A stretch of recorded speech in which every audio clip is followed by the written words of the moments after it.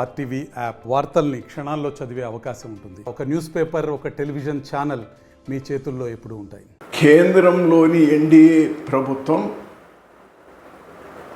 11వ బడ్జెట్లో కూడా ఆంధ్రప్రదేశ్కు తీవ్రమైనటువంటి అన్యాయం చేసింది.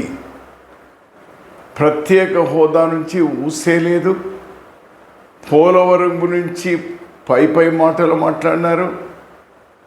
రాజధాని గురించి ఇచ్చిన 15,000 కోట్ల రూపాయలు అప్పా గ్రాంట్ అనే క్లారిటీ లేదు.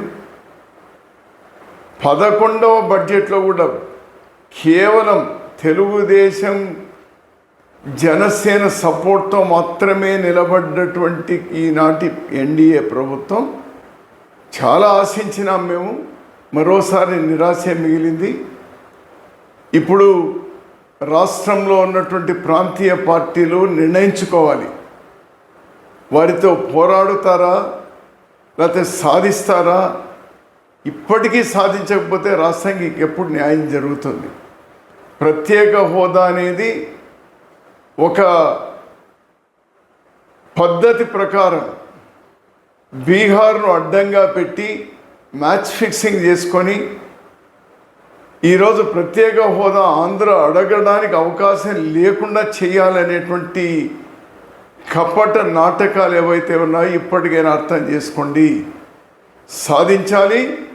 ఆంధ్రప్రదేశ్ హక్కులుగా ఉన్నటువంటి అన్ని విషయాలు సాధించుకోవాలి. అలానే ఈ బడ్జెట్లో కొన్ని దశాబ్దాలుగా లాభాలతో నడుస్తున్నటువంటి విశాఖ ఉక్కు కర్మాగారాన్ని ప్రైవేట్ చెయ్యము అనేటువంటి మాట కూడా ఈ బడ్జెట్లో చెప్పలేదు.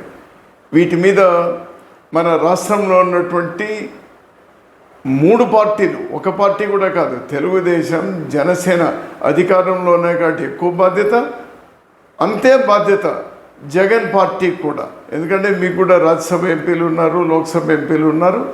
మీరందరూ కూడా కేంద్ర ప్రభుత్వాన్ని ఈ బడ్జెట్ సమావేశంలో నిలువరించాలి. మీరందరూ కూడా ఒక్కటిగా 25 మంది లోక్సభ మెంబర్లు, రాజ్యసభలో ఉన్నటువంటి మెంబర్లు అందరూ కూడా మీరు నిజాయితీగా నిలవండి. ఈరోజు కాంగ్రెస్ పార్టీకు సంబంధించినటువంటి 100 మంది ఎంపీలు, మా నాయకుడు, అదేవిధంగా ఇండియా కూటమిలో ఉన్నటువంటి పక్షాలతో కూడా కేంద్ర ప్రభుత్వం యొక్క చొక్కా పట్టి మన హక్కులు సాధించడానికి గట్టిగా నిలుస్తాం.